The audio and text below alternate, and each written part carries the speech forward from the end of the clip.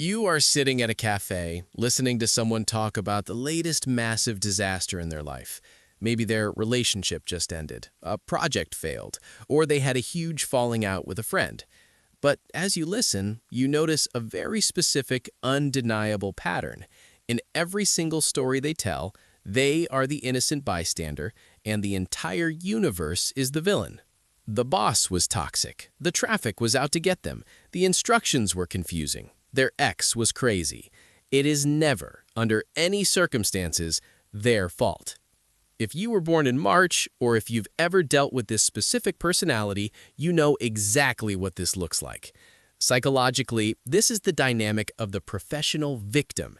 And once you understand why their brain operates this way, you realize it's not just complaining. It is a highly complex subconscious strategy to survive.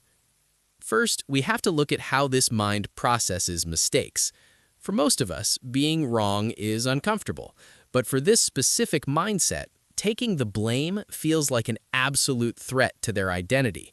To protect their ego, their brain develops what psychologists call an external locus of control. They genuinely believe that life is something that happens to them, not something they participate in. If they're late, they didn't manage their time poorly, the alarm clock malfunctioned, and the bus driver was driving too slowly. They will instinctively deflect blame onto the weather, the economy, or the people around them. In their own reality, they are completely convinced that they are just a helpless passenger in a car that keeps crashing. But why do they stay in this exhausting cycle? Because playing the victim has a massive psychological payoff. When you are the one who is hurt, people rush to comfort you. They offer attention, validation, and a listening ear.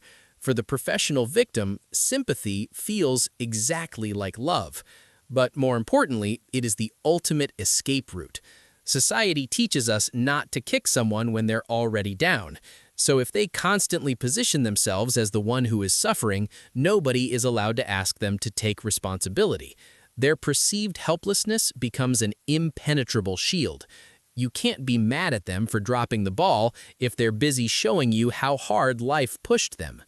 The tragedy of this mindset is the massive blind spot it creates.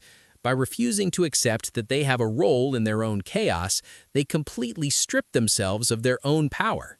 They will literally drive their life straight into a brick wall and then angrily ask who put the wall there. They don't realize that their subconscious need for attention and their fear of taking the blame is exactly what keeps them stuck in the exact same painful situations over and over again. You cannot fix a toxic pattern in your life if you refuse to admit you helped create it.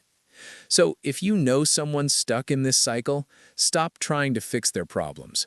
The moment you disagree with their tragic narrative, you just become the next villain in their story. And if this sounds a little too familiar to you, it's time for a reality check. Owning your mistakes doesn't make you a failure, it makes you an adult.